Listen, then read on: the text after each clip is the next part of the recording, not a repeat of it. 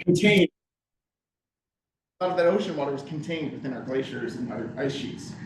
As the glacial period ended about 10,000 years ago, more and more water was coming into our oceans. The waters were warming up and expanding, and sea level had begun to rise. During that time, vegetation started to grow along the banks of the shoreline. It captured sediments and built peat marshes that slowly prograded out into the river system. So the Neponset River Estuary system is thousands of years old. And only are we really coming to impact it in the past 200 years since most significantly colonization in the New England area. So it is an important, sensitive natural system, but it's also heavily impacted by human development uses. A real quick breakdown of habitat types for that table there that goes into decimal points, and I realized I shouldn't have. About a fifth of the area is open water. So there's a big, deep main channel for those watermen out there whose boats, can go and travel pretty well. The main channel is deep; it's about 25 feet at its deepest, and it's fairly wide on the scale of 50, 100, 200 feet wide or more. On the banks of that main channel are mudflats. So when the tide is at its lowest, you can see those mudflats kind of come outside of the water surface. They tend to be barren. There's no vegetation there. There might be shellfish. There might be invertebrates. There might be shore bird feeding occurring in those mudflats. They are important parts of the estuarine system. Moving a little bit inland and upland, we then have our marsh platform, and that's all of the green areas pictured here. The marsh platform can be broken down into different segments. We have low marsh, which is typically lower in elevation. The vegetation there is spartina alterniflora. It can get wet more frequently. It can tolerate salt better than other vegetation, and that's why it can occupy those areas. We then have high marsh, which is a little bit higher in elevation. The plants there are adapted to that zone. They can be wetted less frequently, but still tolerate some level of salt. And then we have Phragmites, which you might recognize as tall reed grasses that can even extend over your head. This is an invasive species that has taken over a lot of the upstream area. So if you're driving on 93 and you look out to your left if you're going north, you see the vast field of these reeds. And it does look pretty and beautiful, but it's actually an invasive species. It's not what the marsh used to be. It has slowly encroached on all of the natural native vegetation over time. The Phragmites takes up about a fifth of the estuary, which is really significant. And then there are other aspects as we move inland and upland. There are some upland forested hummocks, some areas along the banks of Milton Hill. There are some unnatural islands that were deposited based on dredging and filling, and those have been occupied by trees and so forth. And so we've really impacted this habitat. All right, next slide, please.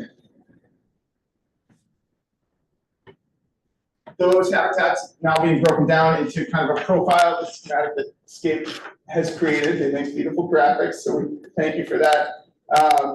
Traveling from kind of the lower elevation areas and upland, this is our open water, where even at low tide, you can still see water is taking over. That's where marine fisheries are.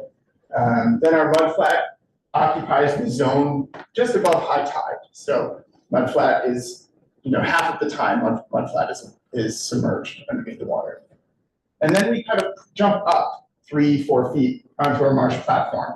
And that's where all that grass vegetation has taken place, has captured sediment over time and built itself over thousands of years. So the peat, the soils there are marsh peat. And there's a large history of peat and the harvesting of peat and the use of the marsh grasses for salt marsh hay. And these platforms are very productive habitats and ecosystems. They sequester a lot of carbon. They're vital habitat for salt marsh sparrow and other shorebirds. And then moving upland and inland, we tend to get, in most of our shoreline around the Neponset Estuary, some Phragmites in the kind of upper regions, and then a little bit of forest before we get to our developed neighborhoods, which are very close to the marsh. Next slide, please. part of our field effort in the spring, was to observe the tides. We deployed tides gauges at all of these little pins here, so that we're calling that the downstream edge, where the river pours into Dorchester Bay and Boston Harbor. Moving upstream, we had one at the very top of the estuary, right at the base of the Baker Dam, and then a few tide gauges scattered throughout. Generally, we found that there was a 10-foot tide range, very typical, very similar to Boston Harbor as a whole.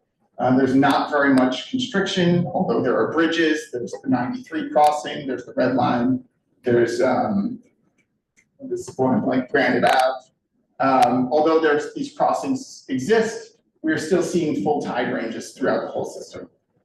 We also measured salinity at the same time, and we found that the salinities range very widely, which is normal for a river estuary. We have a large freshwater input that is coming in from the Neponset River, but also from a lot of tributaries like Gulliver Creek, Palmer Creek, and I'm looking at a couple others right off the top of my head. What's that? Sagamore. Sagamore, thank you, yes, Sagamore Creek there.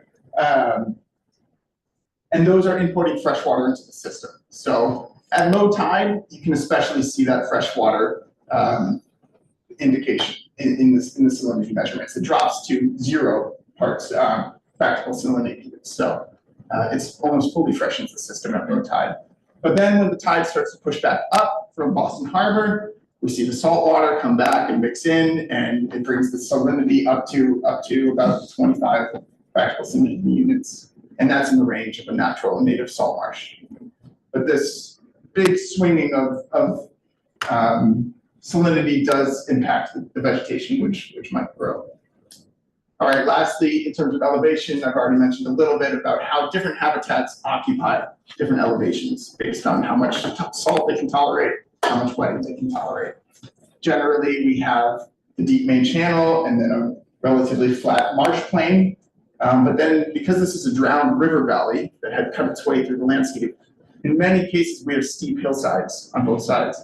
Milton Hill, for instance, is one of the steepest areas. So when we start to think about where is this marsh going as sea level rises, in some cases, it's tough for it to see it going inland and upland. We don't have a large floodplain here where the marsh could extend into. There are parts that could support that, but some of these steep uplands tend to be prohibitive to the migration of the marsh. Getting a little ahead of myself, but we can go to the next slide, please. I'm going to go through 3 different reaches and just kind of give a quick summary of the conditions that we see today. So we've been calling this the upper reach because it's upstream. This is the downstream areas where the river flows into the harbor, and the upstream region is at the base of Baker Dam. There are some unique characteristics of that. First of all is the Baker Dam, which is kind of acting as a full stop to estuary conditions. No ocean water is getting past the Baker Dam. So, before that time, salt water was probably getting further up the system. So there was likely salt marsh vegetation further up the river than we see today. We have Dorchester marshes on the north side of the riverbanks. These are heavily impacted. There's been attempts at restoration in 2005 by DCR. There's a lot of Phragmites dominance, and the soils there aren't fully like a native, healthy peat marsh that we would have hoped to expect to see. On the south side, we have closer to Milton Hill and Governor's Creek. This is where Phragmites has really taken over the most. We have almost up to 90 acres or so of Phragmites in the upper reach as a whole. And we can talk about the possible reasons for that if you all like. Next slide, please. So moving downstream to what we are calling the middle reach. This is just geographically determined area to help us frame where we are. This is between Quincy Shore Drive and I-93. We have to the north, the Pope John Paul II Park is a large landfill that occupies former historic marsh area. So this marsh used to extend much further, but we filled it with landfill and built these big hills that are really to the exclusion of salt marsh. There's a narrow band of salt marsh along the edge, which was honestly in pretty good health, but not as extensive as it once was. On the south side, where Milton and Quincy border each other along Riverside Ave, there's a larger marsh plain. This is where we have a lot of low marsh and high marsh habitat. And that habitat there has been really heavily ditched. And I think you all might be aware of the ditching that has gone. If you look at the marshes, even from the highway, you can see the scarring. You can see these grid ditches. If you look at an aerial, that kind of an unnatural 90-degree angle to one another. Those aren't natural tidal creeks. Those were dug by people in the 30s in an attempt to control mosquitoes in a lot of cases. All right, next slide. Then lastly, moving downstream, we get to the outlet into Dorchester Bay and Boston Harbor, and then a little pocket of unique salt marsh over here called Billings Creek. So in the main channel, there are some pockets of isolated marsh. There's one here, there's another by Boston Scientific. There was ditching that had occurred in those areas too, and there's some evidence of stressors and degradation as a result that we can talk about in a second. And then upstream, there's this pocket of marsh here that used to be a former naval air base that is now a lot of salt marsh. There's some uplands that filled that did occur, but between Sagamore Road and Grandershea Boulevard is a big, very extensive salt marsh area that is pictured up here.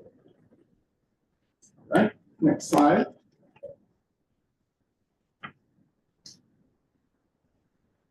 Okay, now we're getting really throwing a lot at you, so I'll pause for a second. Do you guys have any questions so far? Please. On the, you kept referring it to the deep main channel. That just hasn't been my experience. Okay. I haven't been upriver in the Neponset in a while on a boat, but yeah. I was curious if you did any bathymetry work. We did do a bathymetry survey, and we can actually share that data. That's amazing. Yeah. No, that's helpful. I also wear the hat of Swan Point Park for the city of Quincy, ferry transit, and I'm thinking, I don't think I've ever heard deep main channel coming out of the Neponset River, but I'm very happy that you have data that shows that, because. Well, actually, Sarah, can we go back to that map of elevation?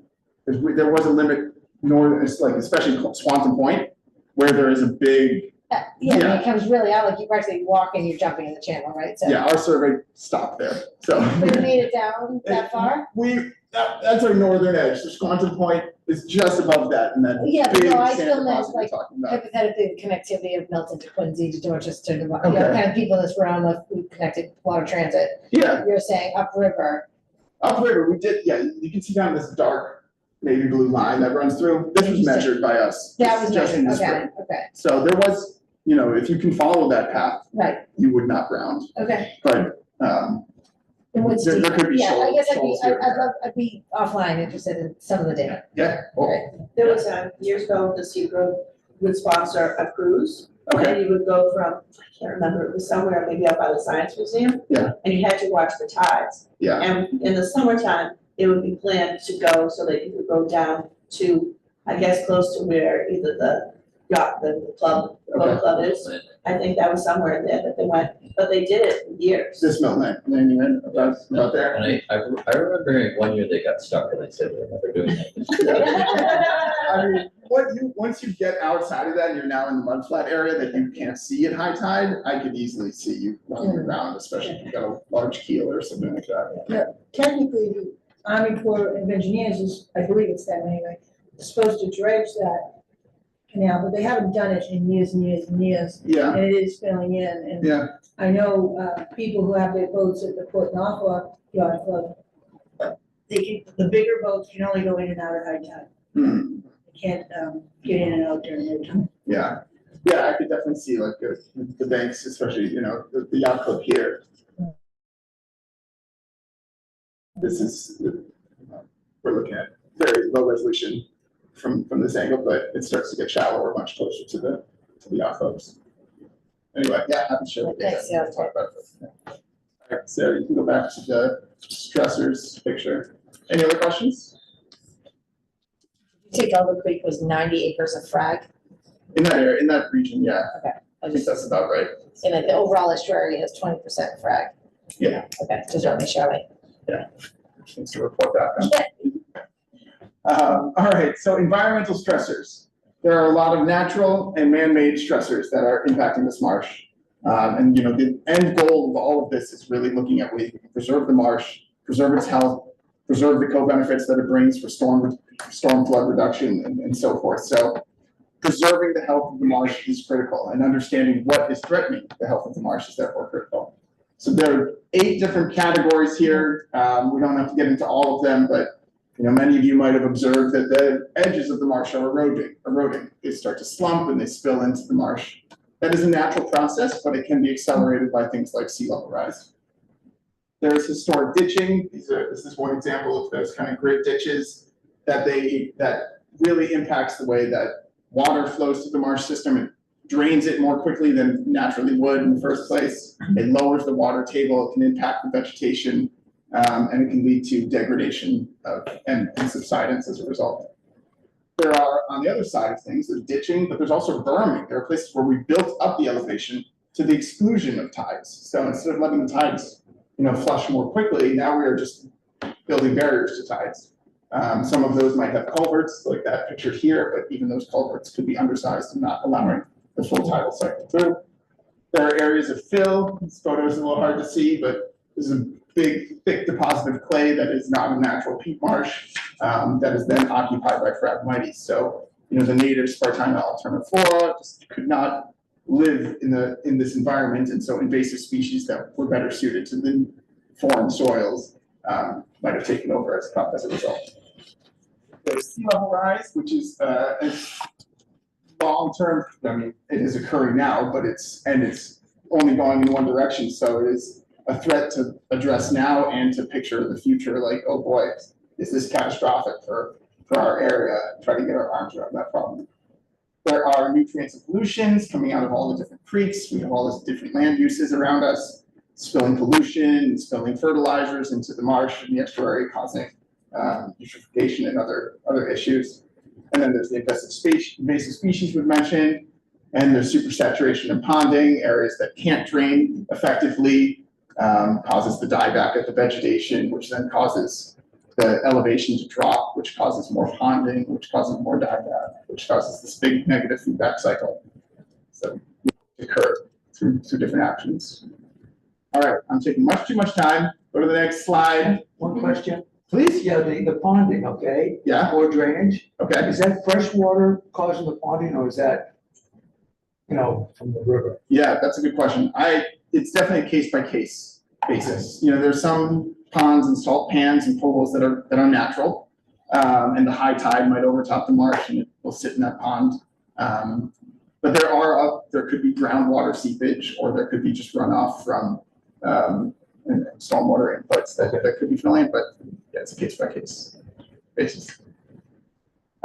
But to Paul's point, where is this happening? The ponding tends to happen at the back of the marsh, where you might have runoff from the uplands, and that cannot make its way all the way to the main channel. From left to right, these different impacts are occurring. The whole stretch of marsh area is being impacted, from sea level rise in the main channel, to erosion at the edges, at the front of the marsh plain, to the ditching network through the marsh plain, to the berms and the Phragmites at the back of the marsh plain, and then especially the development and the fill that has kind of squeezed the marsh between the ocean and us. Okay, I believe that's last.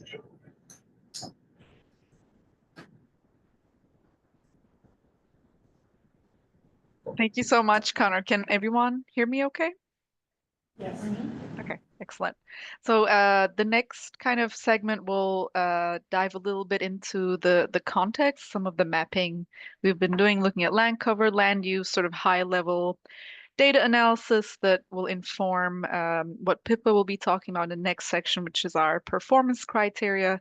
So this really effort gave us a baseline to understand the current sort of contextual setup of the estuary.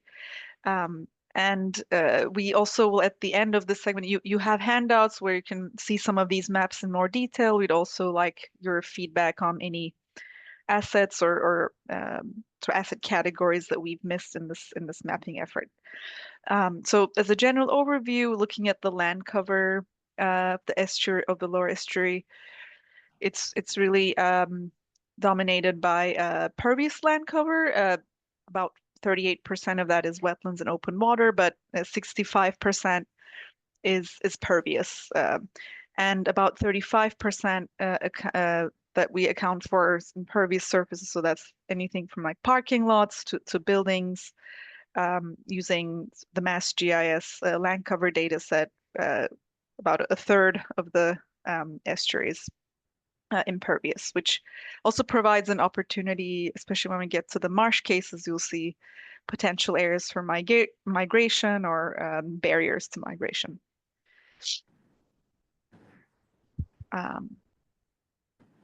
Next, taking a look at buildings and land cover.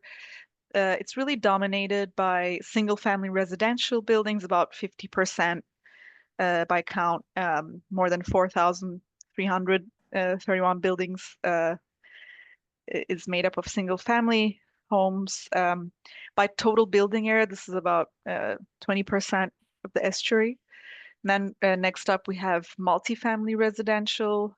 In terms of count, that's about 32%, then followed by commercial buildings. So even though in terms of count, it's much lower, commercial buildings actually account for 40% of total building area. Then we have some other categories listed here. There's some industrial, mixed use, and tax exempt buildings included in there as well.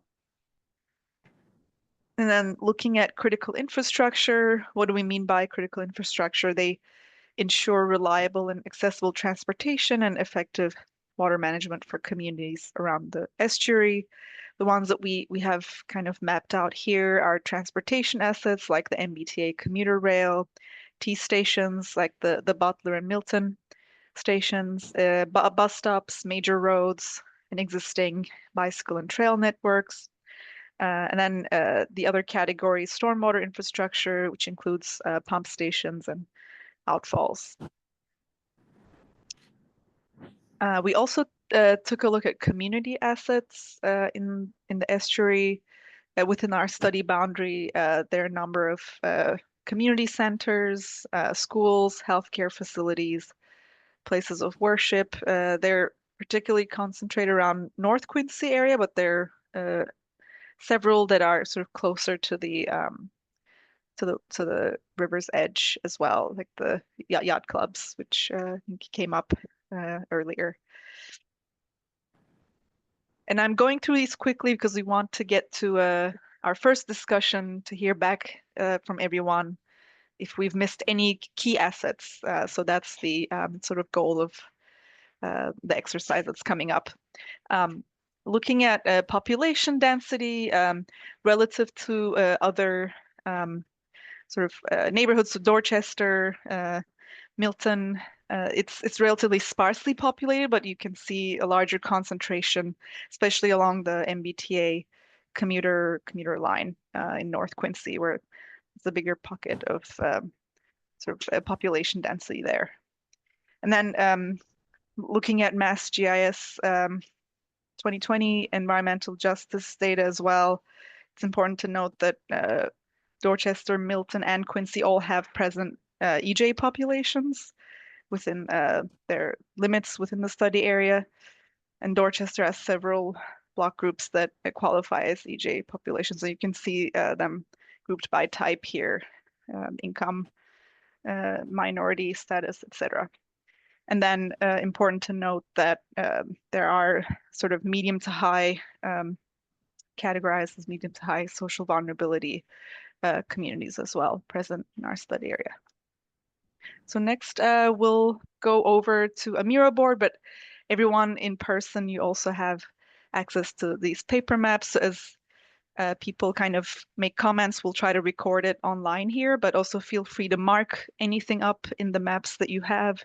We want to make it as interactive as possible. And our key questions for this sort of discussion are, what and where are our assets today? Are we missing any key assets or asset categories in what we presented? And just more broadly, also, we want to hear from you. What do you value in the estuary that might be at risk from flooding? So I'll go to our Miro board next. Yeah, well, Sarah moves over to mark it up in real time, but if you want to make notes on your handouts, feel free to do that. We have the extra so you can take some home and leave us your noted up copy. I'm also realizing the population maps and the environmental justice neighborhood maps aren't in your handouts, but we can share those afterwards if anyone wants them.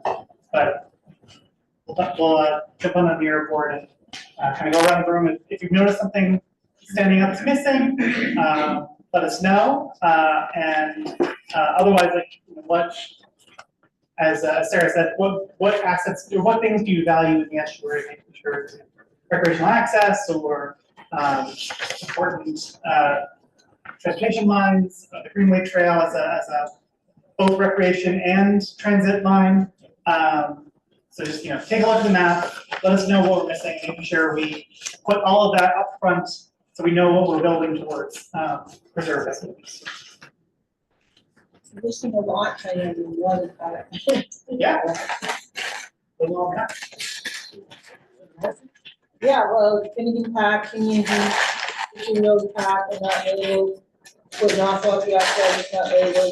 The Chi is very close, it doesn't stop, but the tracks are awful close to the water. It was just.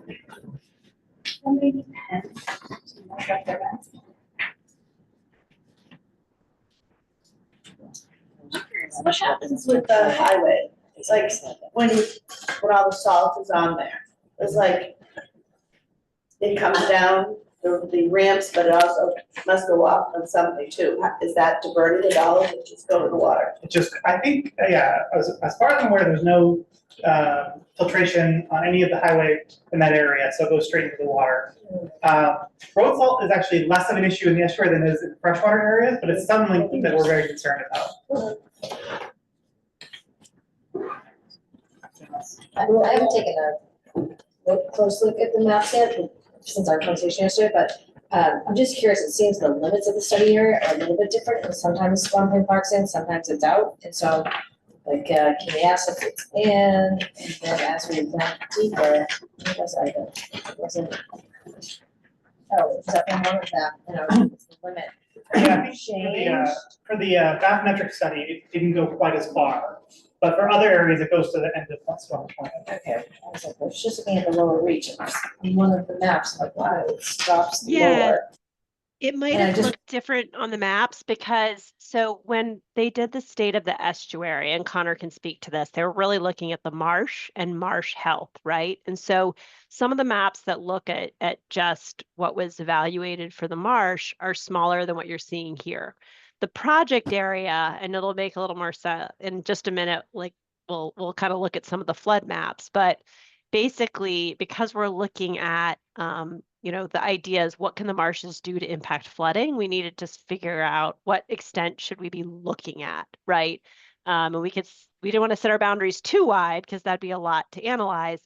So what that edge represents is what would, and Connor said this earlier, but what would flood in a 1% annual storm, a 100-year storm in 2070, according to the Massachusetts Coastal Flood Risk Model, which accounts, I think that means it's greater than 3 feet of sea level rise, right? So that's what we're kind of taking as one of the worst case flood events that might happen in the next 40, 50 years.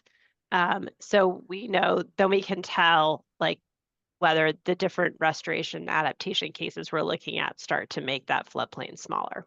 If that makes sense. So that's where this boundary came from. Yeah, no, boundary's good. It was one of the other ones kind of pulled Quincy back. I'll offline. It was, Just in existing conditions versus the modeling. Got it, okay. So like anything I from was like, we really need something in there. We're trying to do a lot with resiliency around that. Is there really need there? Can't have all Yeah. that. It's like within the study area, not over Yeah, here. there are Yeah. marshes. And again, They call it. Got it. Yeah. and it is looking just at coastal flooding. The other thing is obviously you can tell from the critical infrastructure map that lots of roads will be affected. So if there are important destinations, assets, neighborhoods that you want to call out that are adjacent to the study area, that is probably worth us knowing because the roads and transit to them. will obviously be impacted by flooding. Yeah, Maria, do you want, I'm sorry. Some of the key assets that you had said you felt like were missing. Well, in the northern part, for community assets, starting from the north there to the, well, first of all, in the infrastructure, the gas tank is not labeled, and that probably should be labeled. But then under that, the green, the top right of the study is where the gas tank is, the rainbow tank. Yeah. Even just for, people to know where they are, everybody knows the gas tank, so. And then under that is Victory Road Park, which, is filled landfill that has become vegetated, but if you've been there recently, there's a lot of marsh growing around it now, it's really pretty. And then the next green level is Tinian Beach, and again, there's a lot of marsh starting to grow back around there.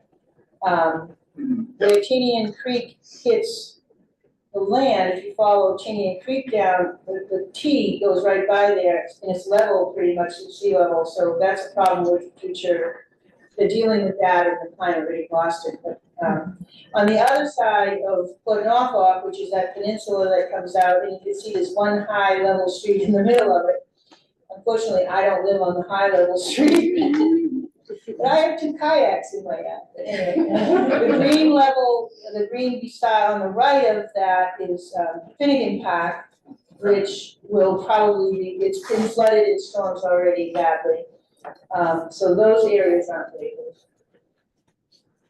Definitely a lot of erosion along the edge of Finnegan Park right now. Yeah, there is salt marsh growing back, but the little cliff is eroding away. It's not much of a cliff, but.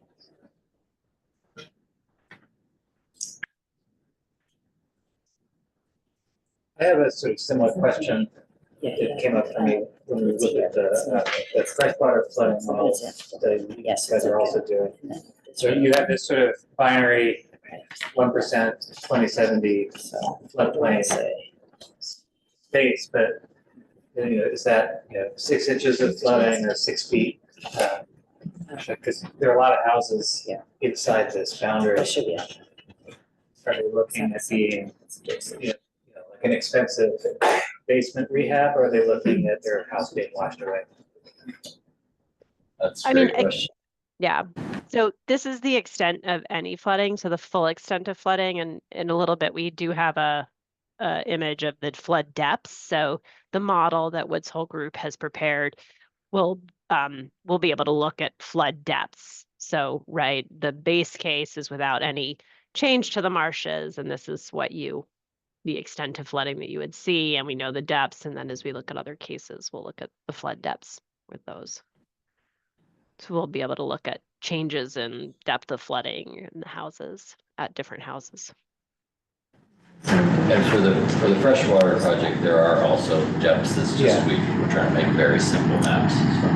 Oh, no, Just to ease into it. I'm not saying Climate Ready Boston is dealing with whether the houses in the flood or not, and what to do about it and stuff. That comes under their project. Climate Ready Boston, I'm very much interested. If you want to know more, I can tell you more later.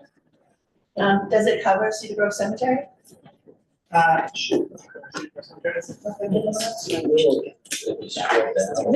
didn't do much with that, and we brought that up to them because we were at a Greenway Council meeting, and we said, we're not doing anything for the bike path here and the cemetery behind.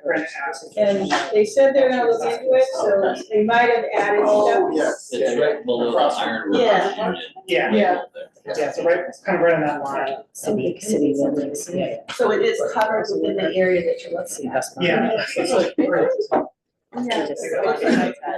Maybe not. It's zoomed in, I think. So I think we just starts to go uphill pretty soon. Yeah. But the water goes in there. It goes, it's a lot, it just, It goes there's uphill there. probably also stormwater, I might have. You're talking about the bike path through here? Talking about the cemetery? Cedar Grove Oh, it's a Yeah. cemetery, yeah. Mine is really thick. Yes, Yeah. Over here, right? Yeah, the cemetery is very low. Yeah, no, it was like I had to get a plot for my brother, and they showed me down there, and I went, no. And then the other part is, I'm curious, because it has Florida called yet, but is this the culvert that goes underneath, from like Howard Street down to Adams Village? It looks like that's what this is. Yeah, It's some sort of underwater thing. I think there is one there, and then there's also just kind of along Gallivant Boulevard. It's so low there that if the water comes up, it goes all the way down, and that's why it's still included. But there's so much development people are trying to do, it's awful, Yeah. you know, because when you go over the bridge at Granite into Dorchester, there's a developer that wants to put a 25-unit thing on top of the rock that's across from Hilltop. So it's like there, and then the people we've heard at the MRI building also want to do a similar kind of development. So they're going into an area that I don't know if their development construction will actually also impact everything around here. Yeah. It's a good point. It's like a new, is planned development. Well, also, I know we have a lot more and I don't want to run out of time, but if you mark up your paper maps or if you think of something after the meeting, you can feel free to email us or, you know, send us a location from Google Maps. Anything works too. Do you want to put in the Greenway Trail? Yeah, it's on. It's on there? Yeah, so just making sure it's on there, but it's not labeled well. Oh, So okay. we'll make sure it's labeled. And are we gonna circulate a link to online versions so people can also? Yeah, so we'll follow up after this meeting. We'll have a way for you guys to edit the map directly and make suggestions on it. Expect that probably the beginning of next week. Just I think the Greenway's in here. I do think we probably want to move on just so we can get to everything. So as we're thinking about things, feel free to jot stuff down, and we'll make sure we get it all incorporated. Cool. Yeah. So if you want to share screen, the PowerPoint again, Sarah, I'm going to kind of take us through the next section, which I think, Sean, you put it best, like basically long and short is what is a win, right? We're going to talk about performance metrics. So ultimately we're looking at we will be looking at, right now we're really looking at the existing conditions, different marsh adaptation cases. You can just jump to the next slide.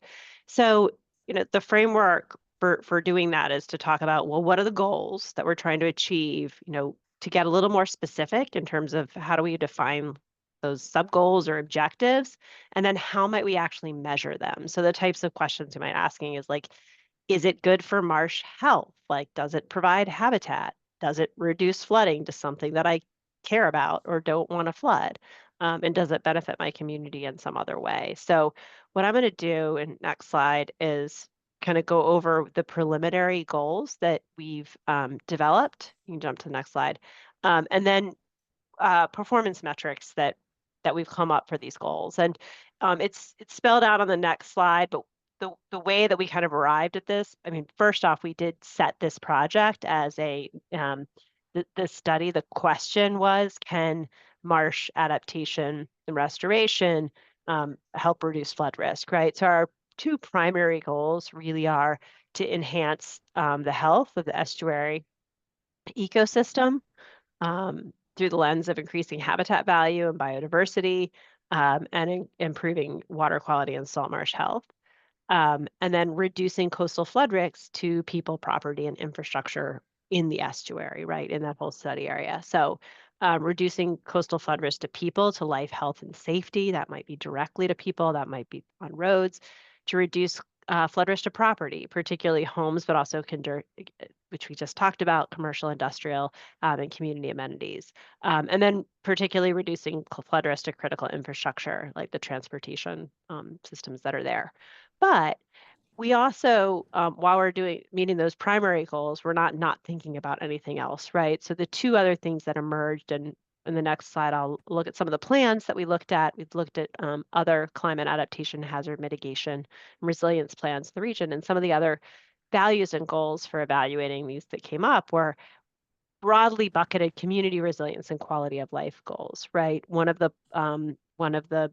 desires has been reflected through a lot of plans is to reduce climate impacts, maybe even sequester carbon, to improve community health and well-being, you know, public open space access, and particularly equitable access to recreation and open space. And then the other lens and factor that we'll be looking at that is really much further down the line as we start to identify how we might do some of these things and that first phase project, but to consider factors of being constructible, feasible, and affordable. So if you jump to the next slide, what we've done, so this is just some of the plans and studies that we've looked at. So we definitely want feedback on your direct input into these goals and objectives, as well as the performance criteria today.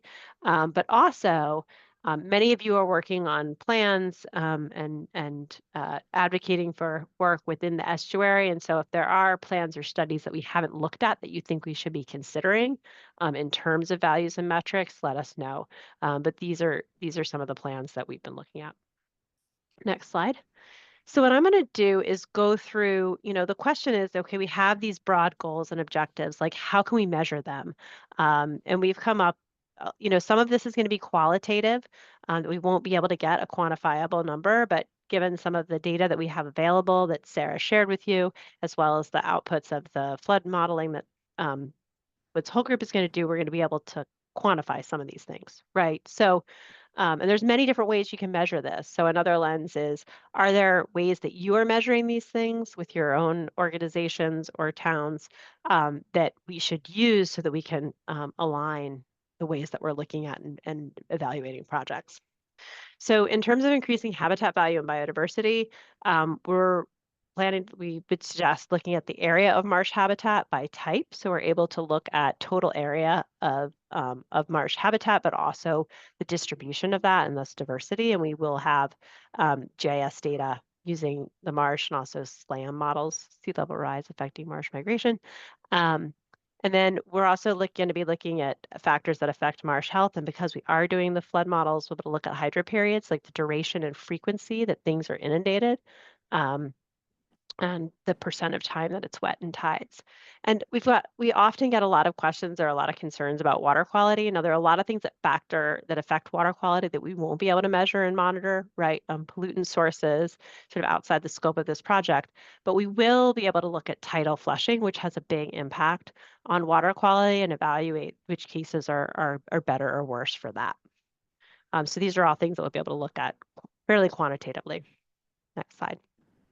So on the second goal of reducing flood risk, we will be looking at largely exposure. By doing the flood model, we'll be able to look at whether or not an asset, we'll talk about in a minute, is flooded, but also the depth at which it floods in the different adaptation scenarios. And so some of the metrics really to get at this question of like what we care about. It's why we did the last exercise, right? So we'll look at the number of people or households using both census data or parcel level data, as well as we can even parse that by socially vulnerable populations or environmental justice communities in terms of identifying impacts. In terms of a risk to property, particularly homes, but also commercial, industrial, community assets, we can look at floor area of buildings exposed using the parcel data from the various towns and city. And then infrastructure, we will be looking at area or linear feet of roads, of rail, and any critical infrastructure in there. And that's all information that we have, as well as areas of parks and open space flooded. And so quickly, some of the other metrics that we'll be looking at, there are tools that, in terms of gain or loss of open space and connection to that open space via the greenway is something we'll be able to evaluate across scenarios. Cooling and reducing urban heat. In a very simple way, we'll be able to look at vegetative cover change. And then also we're looking at ways to look at contribution to climate change mitigation. Someone mentioned earlier, I think, marshes are good for sequestration. So if we're losing marsh or gaining marsh, there'll be a pretty big difference in that performance in the estuary. And then finally, much more on the qualitative front, some of the things later on in the process that we'll be able to look at to try to get at this question of like, what's relatively more or less constructible. Most of these will be evaluated on sort of a high, medium, and low based on best professional judgment. But we're considering how long it will take to build, physical constructability, sort of is it hard, is it easy? If there are private property that would be impacted by this intervention, owner and municipal acceptance, community acceptance, and then issues of cost. And then the last slide just talks about some of the maintenance and operations issues, is thinking about whether when we begin to look at options, if there's differences in the feasibility or cost of being able to maintain it and its adaptability. So I know that's a lot of information. You have the handouts, but I think it will be really important for us to get some feedback on if these are the right metrics, if we're missing them, both on the high level goals, but also on how we measure it, like I said, to align with other ways that you're looking at climate adaptation and impact over the time. Thank you.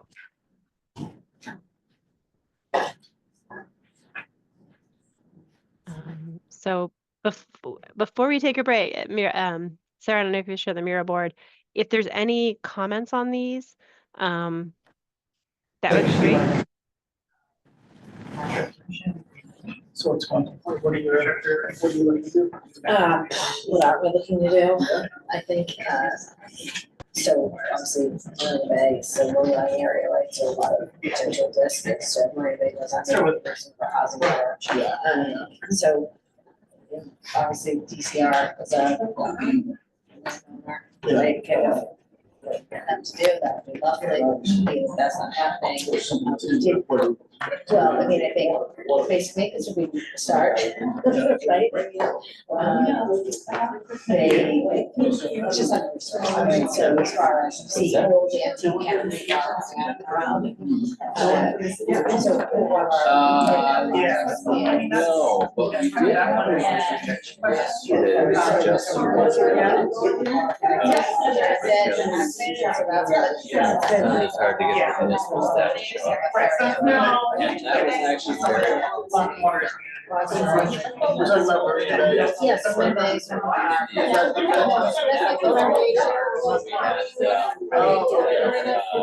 Over here we have. I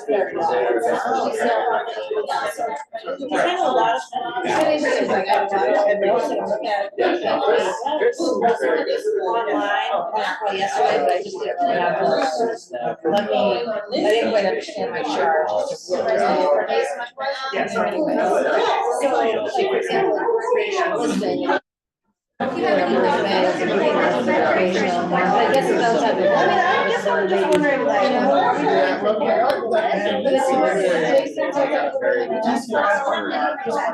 That's inside. I mean, that's pretty good. Right, so like as far as recreation, right next to the lines, right? But I don't have any additional ones to add. I guess what I was wondering, like, that's a lot of things to evaluate. And one of the, I was like, yeah, that's weird, it's cutting down to like what's over here, it's like cut And down. so I just don't know if we want to like rank how it's a priority. Yeah.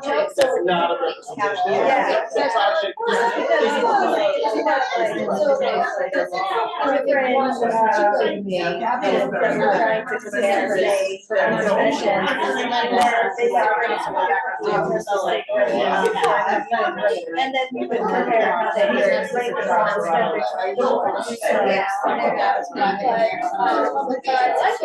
So it's very, and so it was weird that was out, I was like, oh, let's just think about the damage. No. And I would love to see, hey, so now the bear It's much and better. honestly, you are careful.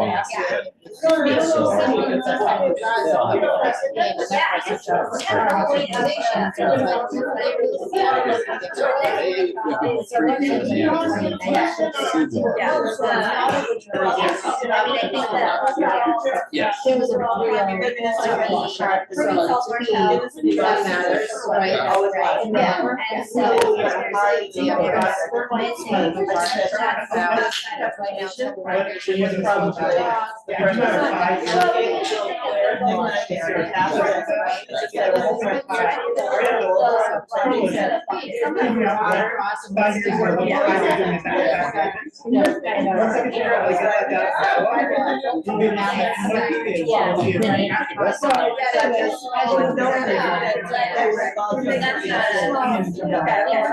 And then we go back to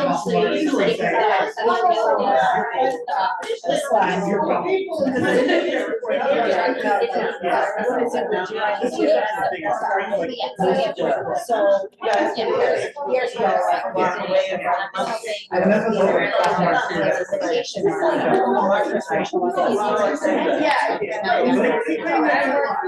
We ended up using money for offsite elevation because we have no theory. But I worked.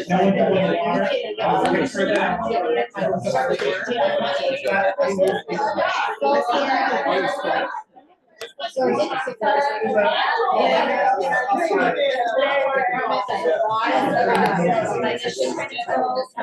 oh my God.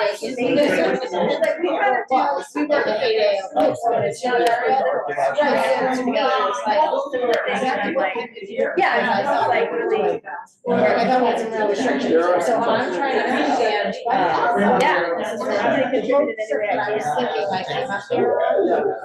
This is what we, it doesn't have to go anywhere.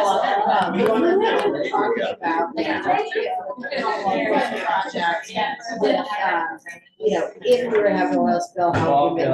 get your help in making sure we don't have to take these home? Things are ready to kind of, just like one of these mapping exercises. You came prepared. There's all these like, okay, mapping exercises, like, let's, you know, let's make sure there's room on, whoever took the marsh, let's go for an exercise and, yeah, and I remember like, you know, there's an offensive to show them. And so you have like deep main channel, I was like, deep for my, what's like, go deep. Okay, I probably. Yeah. That's okay. Temper my statements, because I was gonna say, as deep as 25 feet, but it shallows all the way up. Okay. Certainly shallows. Maybe it should be, that should be the depth, but I was like, I don't think. Yeah, like, that's out here. Okay. But then, as we get shallower, I was like, I don't think it's like 6 feet, you know, it's yeah, low, coming up here. Okay, that's what I was like, did I miss something? yeah, there's not too many. There's not too much. Yeah, there's and like there's no commercial assets, so you're not on that, it's gonna, somebody trying to make about that. So, like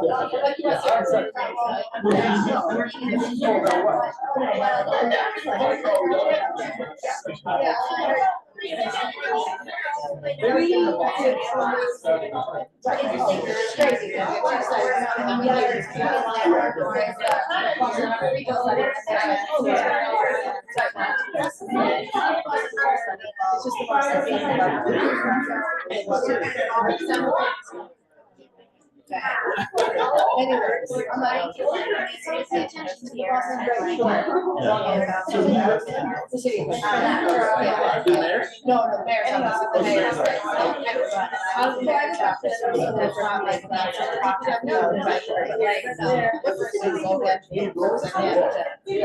Like to me, conversation. Just came out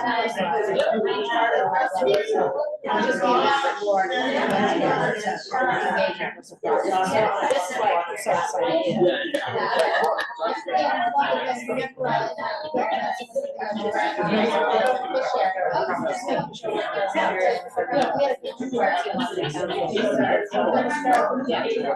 Making sure. Yeah, so we're definitely.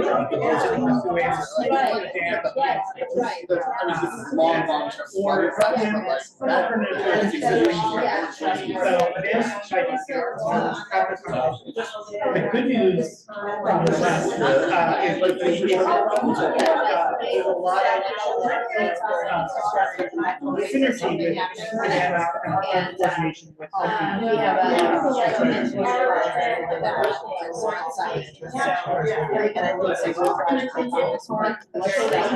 We have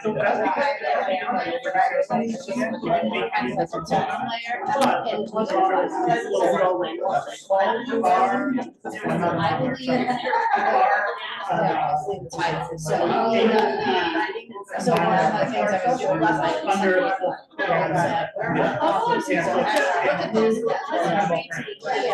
so Steve was like, it goes on there, it hits tides, for exit, and then on to I'm sorry, I so this probably is the moment.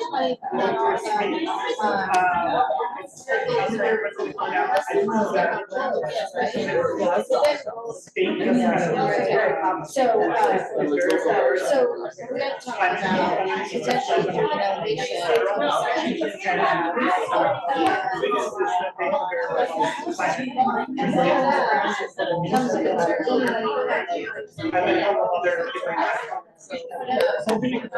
And this is the next year. Like, I need that, even though I need glasses.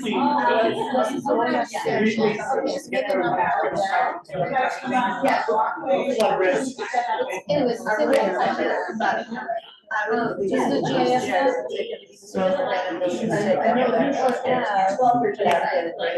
Yeah, so it's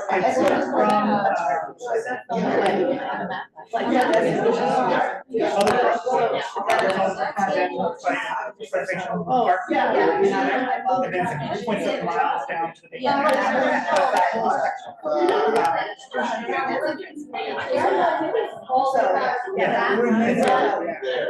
So what they've done is they convert it into two phases. So the first part comes off. Otherwise, they're actually. maybe But in that area. In this area. Is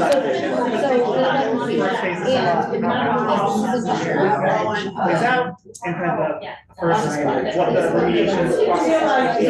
And then we'll do the second phase, and then we'll do. They also just, some of the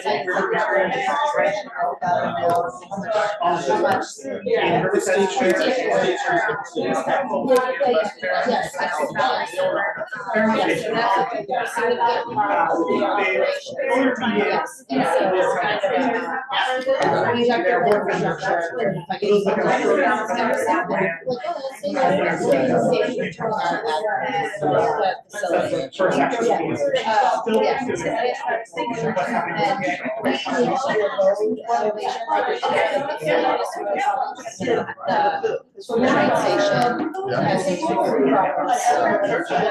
what's we can probably jump into the second discussion, so we make sure we have doesn't stay too late. Let's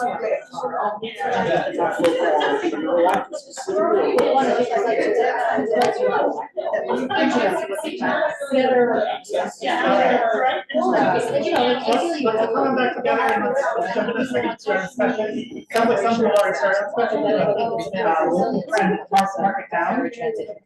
As we look over these performance metrics, the kind of question is what other things do you want to see be valued in these upcoming interventions, right? So what lay out these metrics, but that's not an exhaustive list. So anything else you can think of, it doesn't have to be detailed at this stage. We want to make sure we include it as something that residents value.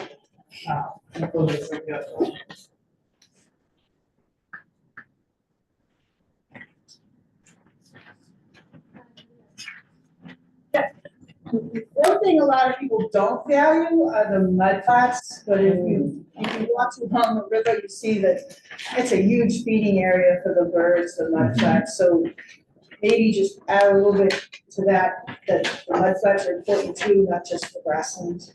Yeah. Make sure that that's recognized.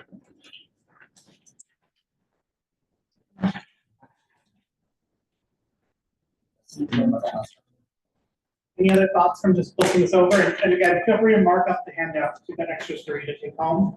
And you can leave a copy of it marked up for us.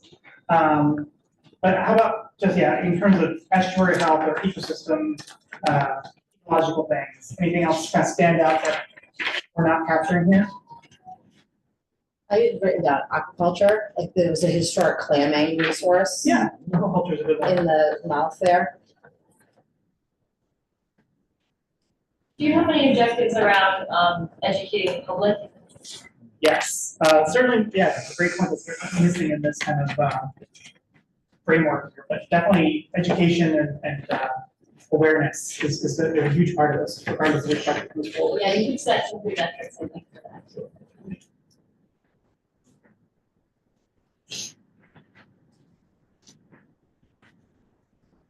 You all have any thoughts on? How are you gonna determine the biodiversity? Am I looking at the right one? Am I looking at the wrong one? Oh, I hear it. I'm on the wrong page. I think it's all. Yeah, we're looking at all the pages.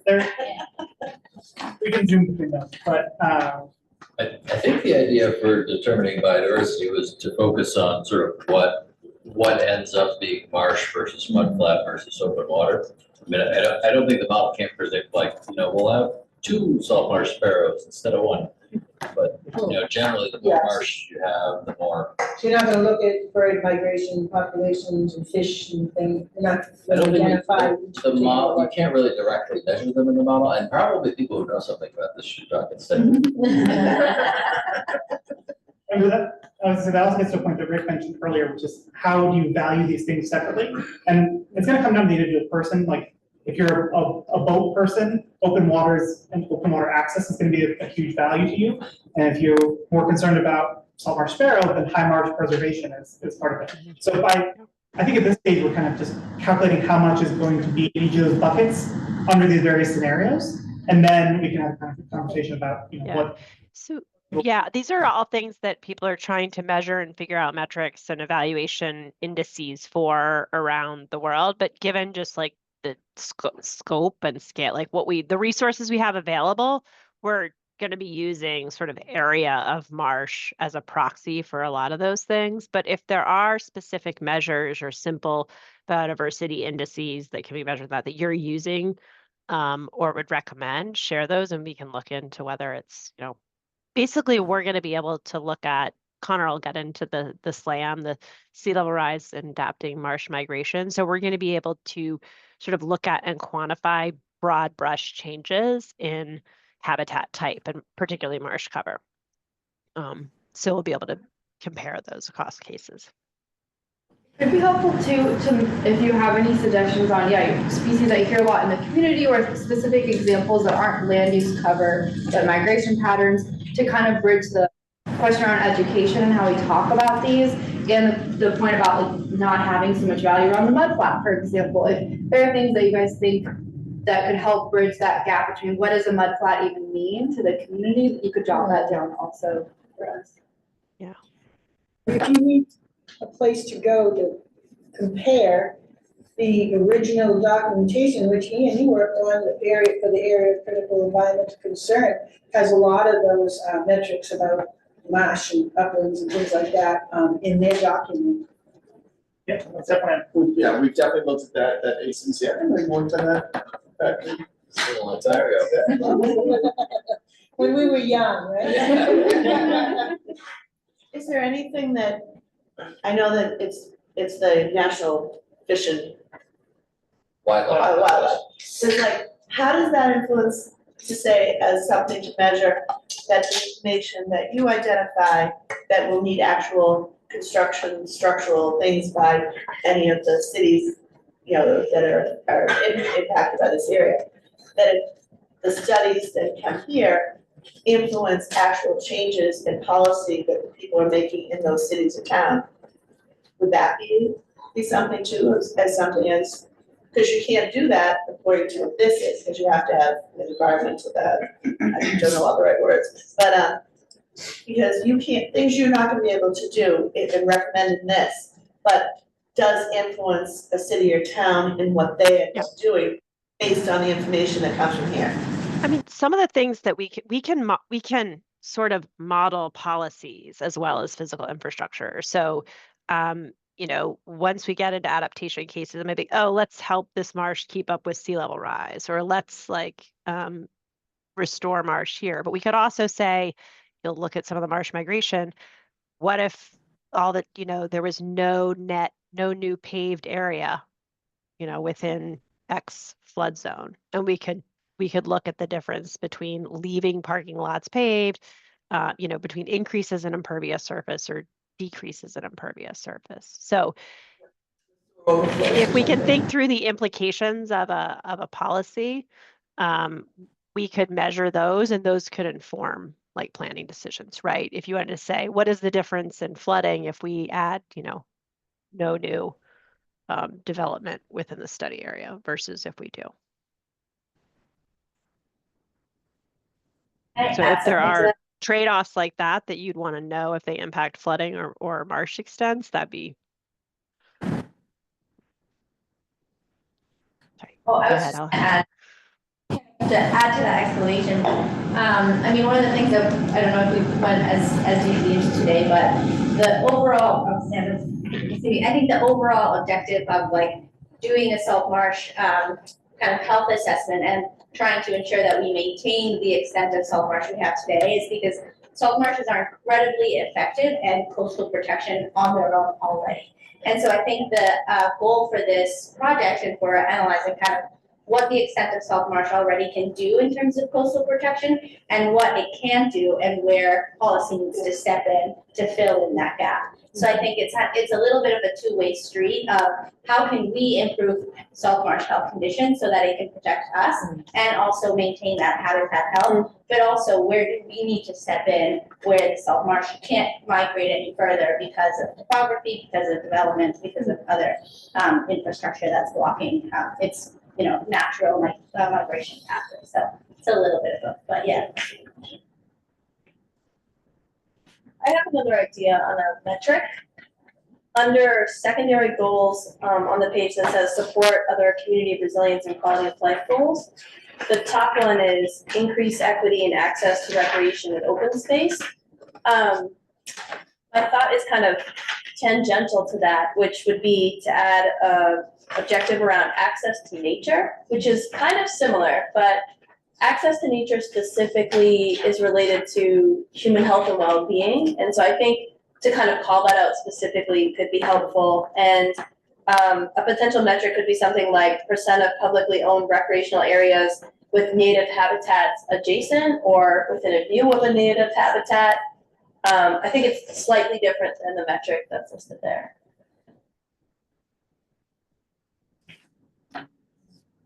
Sort of differentiate a little bit between like active use kind of parks that are very manicured versus things that are really like I'm in a salt marsh here or I'm in a forest. Yeah, or like if you're taking the bike path and increasing the area of nature directly adjacent to that, that feels like a different metric than strictly sea level rise impacts of that same area.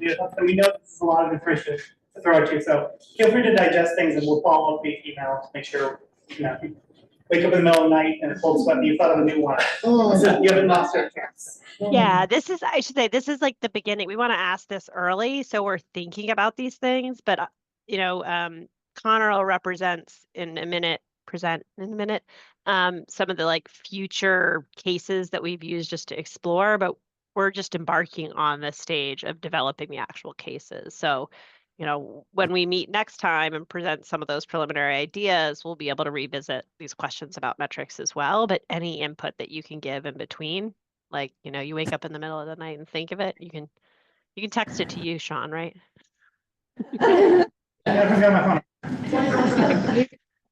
Actually, through the night. When you wake up peacefully.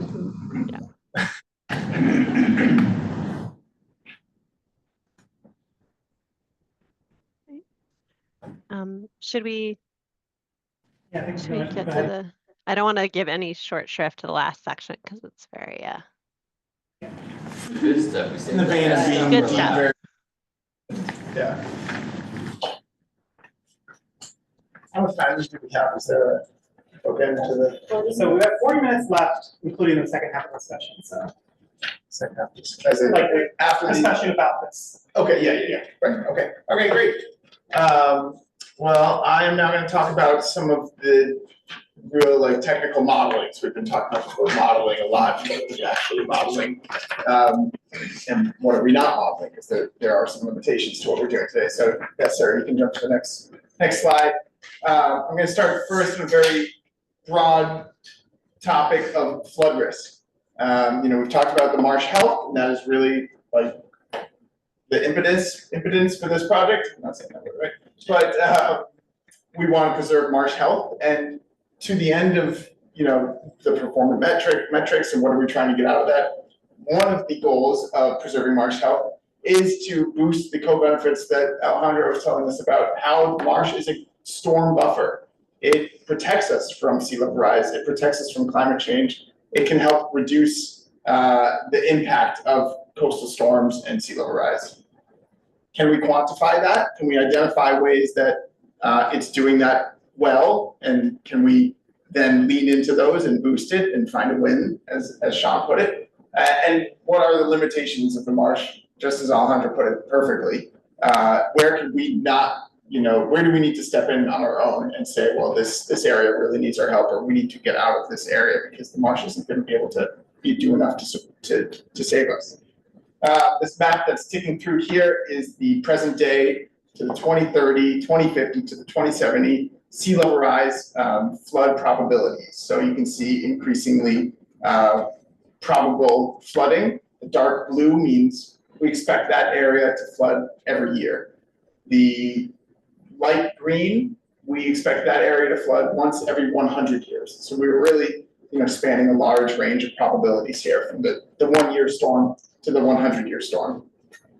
The sea level rise scenarios that we're using in this study are the state standard. They're built into the MCFRM, which is the Massachusetts Coast Flood Risk Model. They are conservative estimates of sea level rise. So if we don't track along those, that just puts us a little more in advance of planning. Again, sea level rise is only going in one direction. We are going to get there someday, and so we are trying to plan for sort of the worst scenario. We don't want to plan for a coin flip, as I heard Kurt put it earlier. We don't want to put ourselves at a 50% chance of risk. We want to look at the worst case and be ready for it. So are these the 100-year storm floodings? Yes, that's what's a little confusing about these rainbow maps. Each color represents a different probability of a storm. So the 100-year is the green. As you see green, that's the extent of the 100-year. It's moving a little too quickly, the GIF here, but the 1% is like 1 over 100 is 1 in 100, and that's why it's called that. So the 100% chance means like if you like, the scientists are like 100% sure that that area will flood at least once a year by that time. So for me, the growing size of that dark blue is the one that I'm like, oh, okay. It would be interesting though to see a map with the same thing, 230, 250, 270, with just the average sea level as opposed to a storm. yes, that is interesting. You're doing that actually not necessarily the average sea level, but the high tide line. Yeah, like the normal storm. Every day. And I think we'll show that. I think we'll show that on some of the later maps, if I'm not mistaken, right, Sarah? Yeah, I think that's coming up. High tide, future mean low and high tide. Can I ask if we can add something to the Boston part? I really feel like the cemetery needs to be included because it's such a large area. And I know that it was an island that people had been buried on out in the harbor from like 1900s, and I had to find all the death records for those people because they moved them to another cemetery because water had invaded the cemetery on the island. Yeah. Wow. So it's a so it's an ordeal. That's not resting in peace. That's- Yeah, right. But, thank you, good comment. Anything else about the flood risk? Okay, we move to the next slide, Sarah. Well, actually, I'm sorry, I'm gonna hold here just for, I mean, I think the maps do speak for themselves. You know these areas better than I do. Some of the areas though that are within the floodplain that are really significant are the North Quincy that we were just talking about. Quincy, North Quincy and the T station there, really heavy commercial development, industrial parks as well. This is one area where the floodplain is especially low and becomes at risk. So just wanted to call that out. And other areas that are relative, that are especially low. This was the Sullivan's Creek. That one's Davenport. Davenport, that's Thank you, it. Sean, nice. That's another kind of low floodplain where there's, probably a historic tributary into the marsh that has carved out a low. So it's really, the elevation in this marsh are really interesting and how the flooding is kind of pushing its way up and into the hills is unique. We'll want to take a closer look. Right now, we're looking at a really large scale, but we'll want to take a closer look at really like hotspot flooding. There was also a couple, I don't know if Jackie answered it, there was a couple from Milton who lived on the land that is by the marsh. And they said that a lot of their abutters, and they had floods in their cellars. Okay. I was just Is gonna, that Riverside? Yeah. Yeah, Riverside, okay, yeah.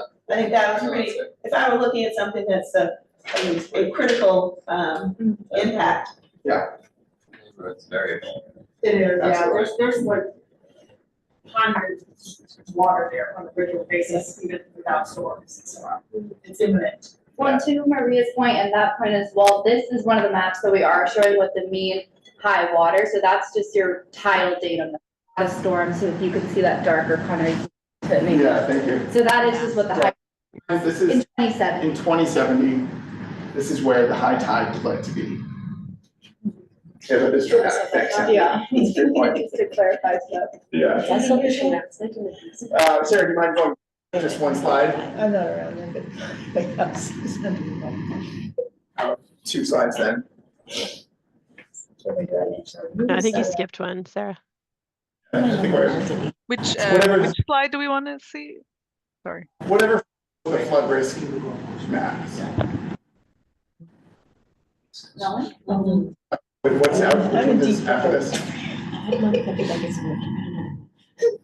Okay, perfect. Yes, thanks. All right, so this project is looking to model Animation. the future potential conditions of the marsh. We're really trying to get a handle on kind of the extremes. Like, what if we do nothing and the marsh just drowns? Like, what is the outlook for Quincy and Dorchester and Milton in terms of flooding, in terms of habitat, in terms of these performance metrics that we've just talked about? And then what is the best case scenario? What if this marsh can maintain its health in the face of sea level rise? There's a natural process which goes on called sediment accretion.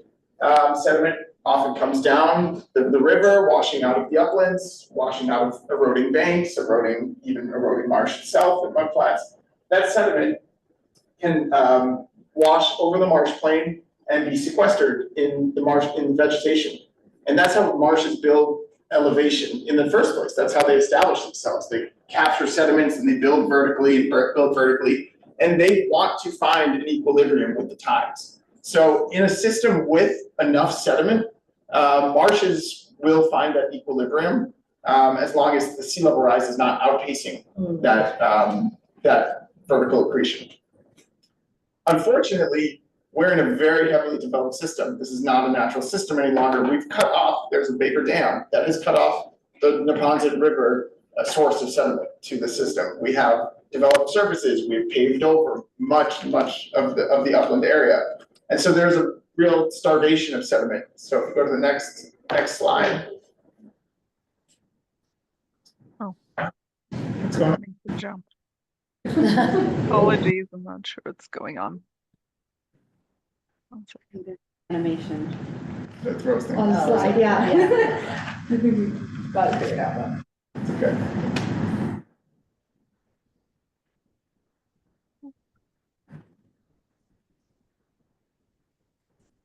And then for that one, yes, perfect.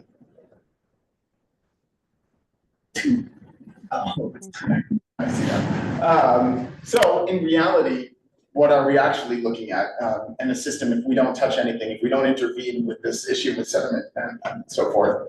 We're actually looking at more of a marsh loss and marsh migration with sea level rise. You know, we talked about edge erosion as a process that is ongoing, it's natural, but it could be being accelerated by sea level rise, and it likely is. And it's occurring pretty heavily across the area, a detail we can get into it probably in another meeting.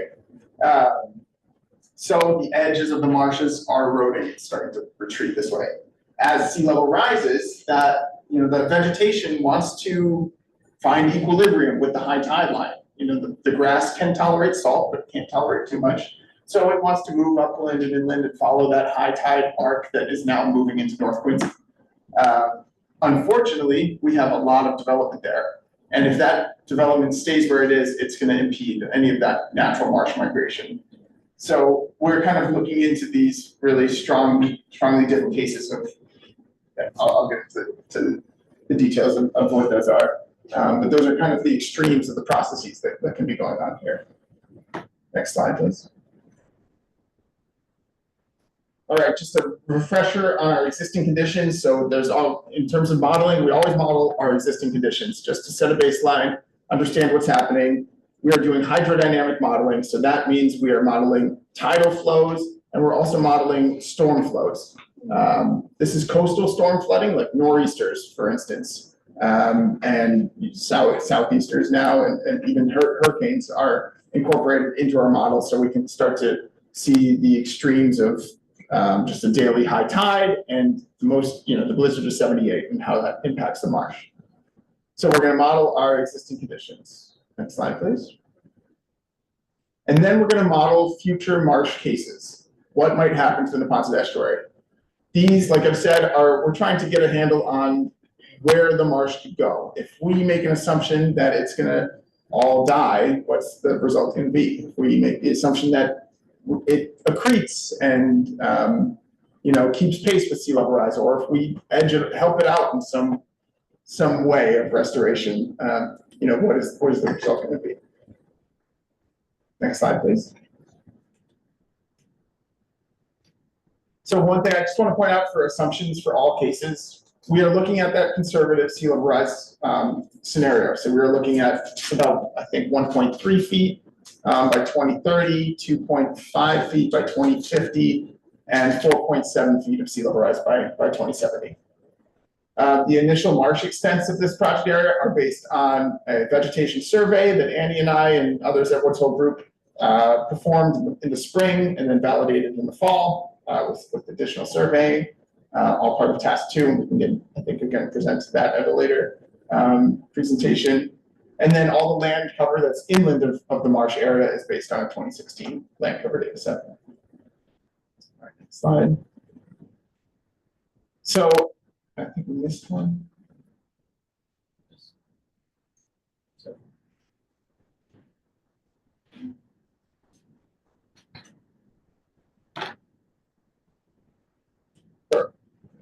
All right, so this is our first case. We call it static elevation. That means that the marsh is not changing in elevation and sea level rise is continuing at this accelerated pace. And the result of that is lost vegetation and marsh edge erosion. So this is really a worst case scenario, but it is not out of the realm of possibility under really extreme sea level rise scenarios. So we really wanted to get a handle on, how bad could things get, give us the motivation to restore it. Next slide. What that looks like in map view is a change from all of these yellow areas were once green in some of the maps we've shown before, and as they're yellow or hashed, they've either eroded or they have been drowned essentially by sea level rise. And so this is a lot of marsh loss that you can see patching all through the upper to middle to downstream reaches. And the next slide will zoom in so you can get a better sense of that. So even under this case, this is all that Phragmites areas I've talked before. This model case assumes that all of that is converting from marsh habitat to mudflat. And there's a big difference between mudflat and marsh habitat in the way that it interacts with the storm. And it's even especially Phragmites being 10, 12 feet tall, that has the ability to attenuate storm surge and waves. It starts to slow down the energy of all of the currents and the wave action that is occurring in that area. If none of that vegetation is there, and if you just have mudflat, storms can just wash right over really easily. There's very low friction, and that's how it's incorporated into our model, is how much friction is there between our marsh condition versus our mudflat condition. All right, next slide, please. Our second case is the one of the more optimistic looks, viewpoints. So this is the marsh accretion case, marsh elevation case. This is assuming that there is sediment in the system, the marsh is equilibrated with sea level rise, and it is rising in elevation at the same pace. So the marsh will maintain its current footprint exactly where it is. Go to the next slide. Did you do anything to help it do that, or you're just saying on its own? This is just like a theoretical practice, but there are ways to make that happen that are being tested right now. There is, you could introduce more sediment to the area. You could, I don't want to Take down the dam. You could take down the dam. Yeah, I don't know how to put that out there. Something that is going to happen, but yeah, that would be one. You can also do something that's called thin layer placement, which is essentially dredging the channel and spraying that across the marsh. And you build up layer by layer the marsh platform to keep pace with sea level rise. How do fires impact it? Because I do the Phragmites, I think of the things that catch on fire and have a grave risk sometimes, but I'm guessing that when it goes down, it's like in a forest, that you actually then have a chance for stuff to actually grow that should be there. Oh, that's interesting.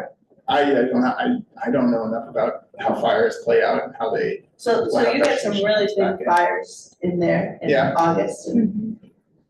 Unfortunately, Phragmites is so resilient. It grows from the rhizome on the leaf, and it would have to be a massive fire to take out all the rhizomes of Phragmites there. And it grows back faster than native vegetation. So this is the kind of bird's eye view of that marsh case too. Essentially, there is no change to the footprint of the marsh, as in the area of the marsh. It's covering the same extent that we see today, and you can see the areas that are hashed. That's just where the elevation has increased at the same pace as sea level rise. Next slide, please. Zooming in a little closer. I don't think it does this much more, so we can just move to the next one. All right, case 3 is the marsh migration case. This is another optimistic outlook to give us kind of another bookend and a different, almost in that policy perspective. What if we allow the marsh to go where it wants to? Right now we have development, heavy development, cities and towns surrounding the marsh, but there are areas where the marsh wants to go. That high tide line is moving into North Quincy. So what if North Quincy was allowed to become marsh? We're trying to model the impacts of that. Does it benefit the marsh? Does it benefit North Quincy? There are points to which we are likely to see flooding start to become untenable and unmanageable. And if we were to, instead lean into what the marsh wants to do, are we, both pulling ourselves away from a vulnerability and giving ourselves a benefit by allowing marsh to occupy an area? I mean, I'm not saying that the red line needs to up and move, but we're going to look at different cases here. Not proposing removing the Baker Dam was controversial. Yeah. We're gonna tell them later tomorrow. Yeah, this is what I'm trying to avoid. Next slide, please. And this is gone. Gone. This is what that looks like. You'll never see me here again. The results of the kind of the input to the model is where is the marsh wanting to go. All of that is derived from a state study in 2016 called done by the Coastal Zone Management Office and Woods Hole Group, using a model called SLAM, sea level affecting marsh migration. So all of this is public data that's out there, and it's utilized across the state, to try to help inform planners on where does marsh want to be, what areas should we start to think about protecting in the future because they might support salt marsh vegetation. So you can see these green areas here, and the dotted, thank you, Sarah, dotted green areas are new marsh and new kind of transitional buffer areas. And just to clarify on this one as well, we're considering migration into upland vegetation as well as the developed areas that Connor was talking about. So that's the two colors of new marsh. So it's not just into the paved areas, but that green dot in the bright green background is it as if the marsh is moving into some of the wooded areas. Yeah, thanks, Sarah. I think in the next slide we'll have to zoom in as well. So there are some really interesting areas. This is, it kind of follows that high tide line as we saw that was moving into the lower floodplain areas. And so there are some areas that can support a more significant amount of new marsh. And this is one specific area in Quincy in the Middle Reach. Down here in Milton, in East Milton, there's a pocket of kind of part of the residential neighborhood that is at a low enough elevation that it could become marsh down the line. Yes. These are projected at what point in time in the future? Yeah, great question. Boy, Pippa, do you remember? It's not on the top of my head. I think we're at 2070. The SLAM model was run at 2070 with the sea level rise assumptions that Connor mentioned before. So there's no change in the footprint of the river as it's aging? Is that because of the lack of sediment that's introduced into it? I mean, typically over time, doesn't a river or an estuary change its route? Yeah. So I'm over a really long time. So one thing, this is channelized too, but this, we're just looking at marsh migration. We're not assuming, except for the edge erosion changes in hydrology. So we're not doing a full scale sediment model that would do that. So the main channel does get wider over time in this model, but it's not a physical model like you say. Like we're not carving oxbows and different. Oh, you said we're talking about 4 or 5 years. Yeah, I know it's fair. It's just just difficult. But to try to I mean, you looked at the channel edge erosion. I think it's hard to say, right? Like the model can only do it. It can, every model has every model is an approximation of the real world. But I do think the it is a maintained channel, right? So, if dredging keeps going and with the control from the dam, it's very hard to predict how those things would change because they're sort of there are human behavior decisions that play into that as well as the geomorphological, like what would happen naturally. You're right, things do change over time, and 45 years might seem like a long time to us, but you can look back at historical imagery and maps, and it's pretty much looked like this for as long as we've had maps. Images of the area, so it hasn't changed too much. I'm sure there's lots of different reasons why it hasn't, but the general shape of the river would change. You're looking at Yeah. You're looking at it. Yeah. sea level, not stormwater. That's correct. We're Yeah. only looking at coastal storms. We're not looking at inland rainfall and how that impacts. Yeah, and I was just gonna add to that probably one of the first signs that we'd see of that channel expanding in any way or more erosion along the edges of it is where we have salt marsh migration and increased flooding on the on the exterior edge of the marsh. You're gonna see more erosion, you're gonna see more flooding, so you're gonna see more marsh being converted into tidal flats and eventually open water. So again, that's a much longer process, but that's where you see that transition of marsh into open water. But in between there would be a tidal flat stage. We can assume that, I guess. Maybe not something that's. Can I ask a question, Connor, on this issue of the river? In the first case, which essentially is where most of the marshes cease to be marshes. I mean, they're turning into tidal floods, so at a high tide, the river is like as wide as all the marshes. At low tide, it might still be about the same as it is now. Is that my understanding there, right? Yeah. The biggest change probably was when they built the office buildings in North Quincy. Not as much the train part of it, but actually the office buildings that then tarred over a very large area, and I believe that was marshland. Yeah, we have a really interesting map that we can maybe try to incorporate in the next presentation, which is trying to map the historic marsh extent versus today's marsh extent. Because that also must have changed a lot of flow too. because- Yeah, absolutely. I mean, and everything is impacting it. The And if you look industrial. at the whole, if you look at the whole estuary, one thing when we're doing, climate ready, you'll see these places where the floodplain like extends much further into the neighborhood and others, and those are usually where there used to be historic tidal creeks, right? And marsh. So the floodplain is often a good indicator. Believe it or not, I saw those marshes.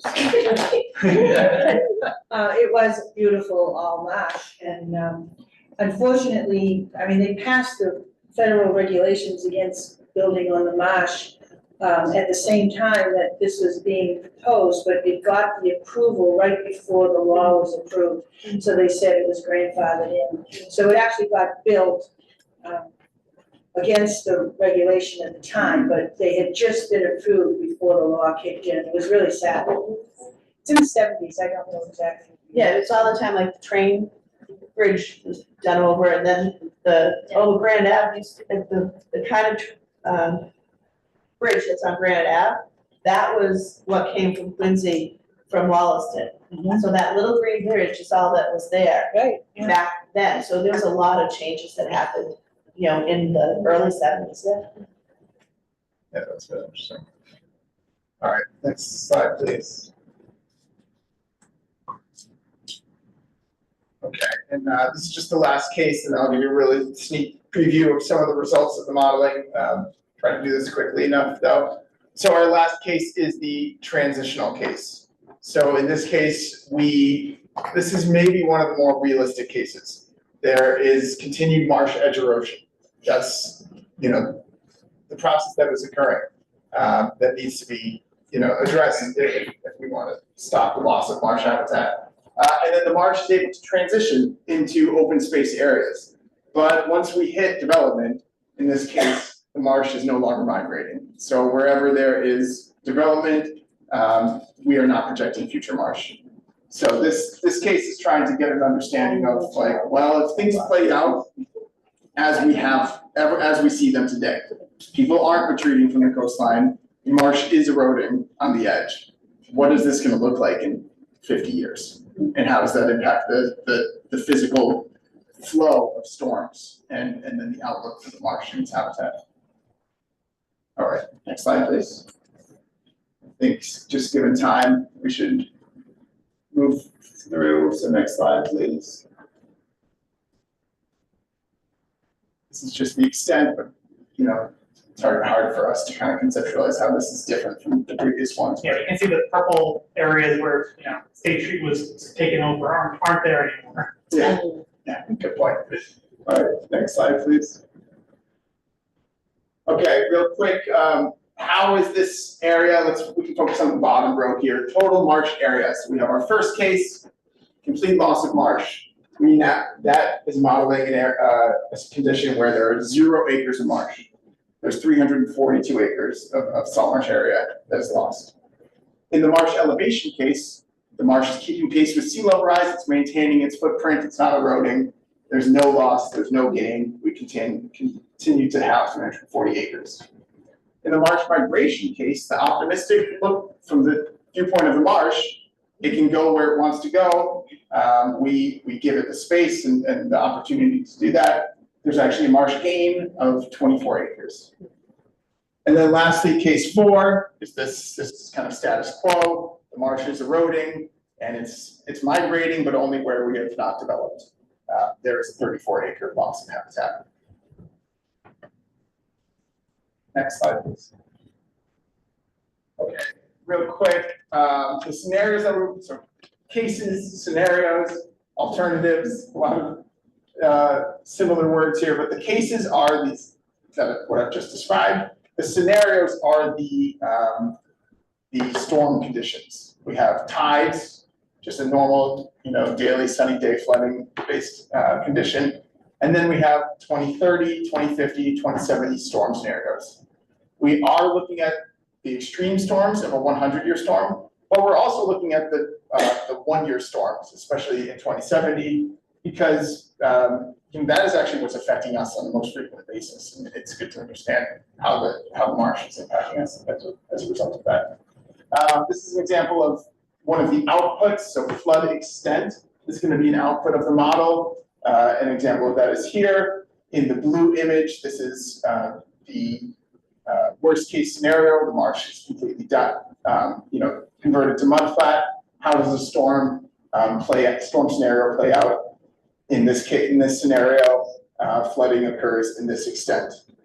And then the light blue is modeling the optimistic scenario where the marsh keeps pace with sea level rise, it maintains its acreage, it's providing a buffer between storms, and you can see that there's a difference. There is less flooding as a result of that. So that's just a kind of sense as to what we're now trying to quantify is how is the flooding affected by the marsh or lack of marsh? Does it change the extent? Does it change the depth of flooding from a storm? Does it change the velocities, the residence times that all then kind of play into those metrics that we talked about? Next slide, please. The next one is I think a video that might be able to toggle back and forth through, Sarah. Just go forward and back and forward and back. You can see the color changing. This is another one of the outputs of the model. It's going to be flood depth. So a darker color means a smaller flood depth. A more blue color means deeper flood depth in these two maps. So all to say, we're going to get into the details of not just the flood extent. We're also going to look at the depth of flooding. 6 inches of water in an open space park might not be a big deal, but 3 feet of water in a house is a major deal. And so, sometimes looking at the flood extent, it can look really dramatic and drastic. But the depth of that flooding can help contextualize how severe the concern is. That's all I'm going to have for slides.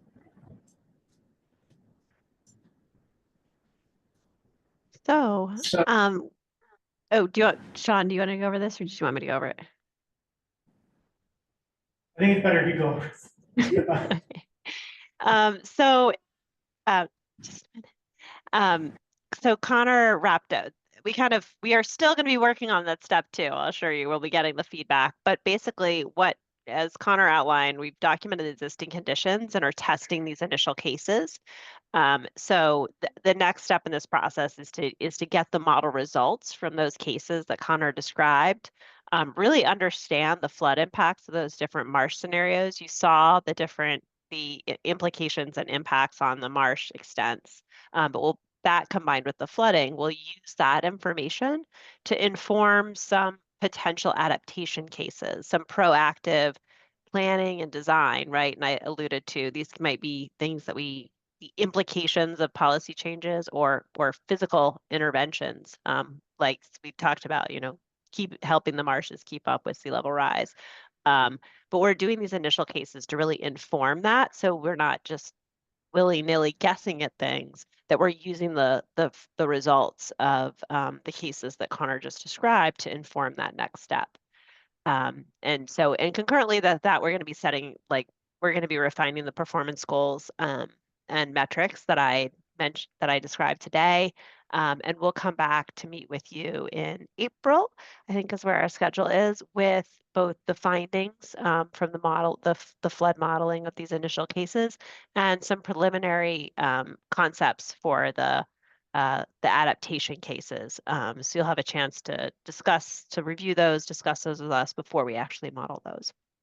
And so those are our next steps. Yeah. I think we kind of had the discussion as we went through. Yeah. We have about 3 minutes left before we should wrap it up, but you have these handouts to take home and think about. We'll follow up on this. But again, I think I just want to emphasize what Connor mentioned at the beginning, is that these cases are kind of extreme examples of different interventions, right? Letting the marsh elevate with extreme, like, mapping centimeter for centimeter with sea level rise, or letting it go everywhere. And then when we drill down into the final project, it could be a mixture of those things. It could be areas that get enriched within their placement, areas where it can expand into open space and developed areas. In some places we rule off limits for development, right? So this model is, these cases are, the kind of first step to building a more complex picture.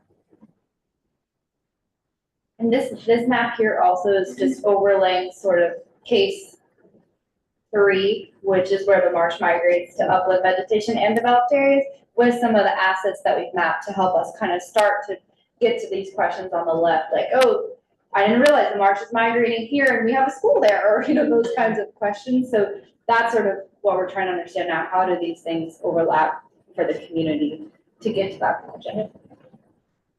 And the good news is, just doing the preliminary mapping, it's not taking over any significant community assets, but some open spaces and parking lots are potentially kind of in the way, and maybe that's some food for thought that we wanted to pose. Where should and shouldn't the marsh be allowed to migrate when we're kind of developing the adaptation scenarios in more detail?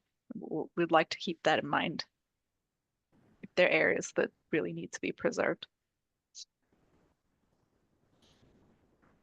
And just, can I ask a question or maybe it's a comment? So the next thing we're gonna come back with is building on these cases. You're gonna take all those storms and run them through the model and say, okay, if you have this storm and you get rid of all the marshes, this is where the flooding goes. And if you have this storm and you keep all the marshes in place naturally or artificially, this is how much flooding you avoided. So it's sort of gonna come back and help people like if you're, when you're asking the question, like, do we want to let the marsh migrate? Like the answer to that question might be, well, if we let the marsh migrate, then this other thing gets protected, so maybe we are willing to let that go. Or, if we let the marsh go away completely, then everything is flooded. Oh my God, that's terrible. So we gotta do something to keep the marsh there. So it's sort of, at this stage, you're exploring the trade-offs in different storms for these kind of extreme sets of assumptions. And then that leads to a sort of more thoughtful, like, well, how about if we tried a combination of A, B, and C? Does that give us an outcome that everybody likes? Or maybe maybe we should try C, D, and E instead. Am I sort of enunciating that right in terms of how this analysis unfolds? That's exactly. And as we progress through, it's gonna be at the end, okay, here's the zero, the straight street complex, you need to shore that up, you need the solution here, is that kind of an output? Ooh, that's a tough question. I don't know if I have an answer to that. Here's the area I mean, we'll see. I think the biggest thing that we'll see, I mean, it depends on what you value, right? Like we hypothesize that actually there's going to be a correlation between like increase in marsh and decrease in flood risk, right? That's what we saw from the areas when we were modeling just the Dorchester marshes.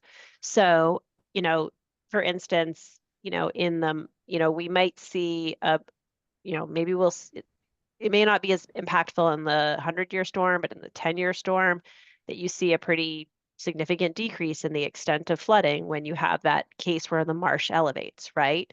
So, that's a lot of sediment to elevate all the marsh. Can we start to then prioritize based on where we're seeing flooding? And that's where the next cases are, right?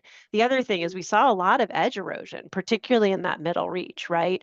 So is, like you said, shoring up is stabilizing the edge, whether it's like low rock sills or oyster reefs, however you decide to do that, is stabilizing the marsh edge and giving it wave protection important, right? So that's something, the relative benefit of, marsh elevation versus just losing that edge erosion are things that we hope to be able to tease out in the cases so that, and hone in on a recommendation to say, if you're going to pick one thing to do in, one area, this is what to do.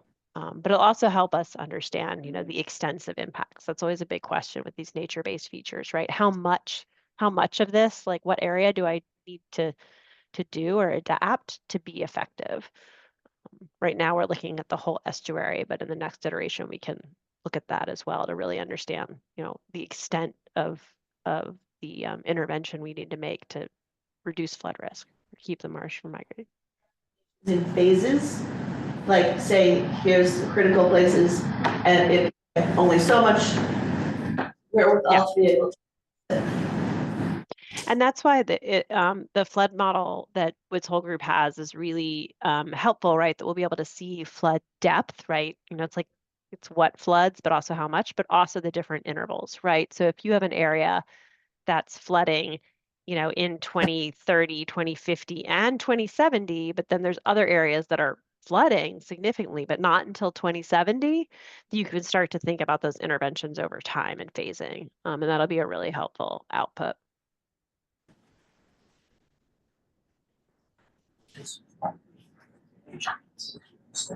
Good question. So I think that pretty much wraps it up. So kind of your homework, if you will, is as you think about new things, I'm gonna follow up via email, but that's not the last time you have to weigh in. So our community assets, infrastructure we're missing, performance metrics, and any questions you have about these marsh cases or the scenarios, we'd love to answer those. As early as you can get to us is the more impactful we'll have it, but it's certainly not a cutoff in 1 week. We just love it to be earlier rather than later. And as soon as that, our next meeting is sometime in April, so we'll be following up with you about that as well. That wraps us all up. And if you have paper copies, comments you want to leave with us, or you want to keep yours, I can take a picture, but we're trying to make sure anything is jotted down. We have a record. You have fresh copies that we want to take. I'll look at it digitally now that I kind of understand it more. And thank you so much. Take some food back with Alicia. Thank you so much. Great discussion. Bye, Fisher, bye, Sarah. I was just looking at that more, so yes, but it is, it's at the base of President's Golf Course. I think so,